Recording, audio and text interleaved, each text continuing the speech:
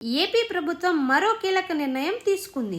YS Jagan హయాంలో ప్రభుత్వం ఆధ్వర్యంలో నడిచిన మద్యం షాపులను రద్దు చేస్తూ ముఖ్యమంత్రి చంద్రబాబు సంచలన నిర్ణయం తీసుకున్నారు.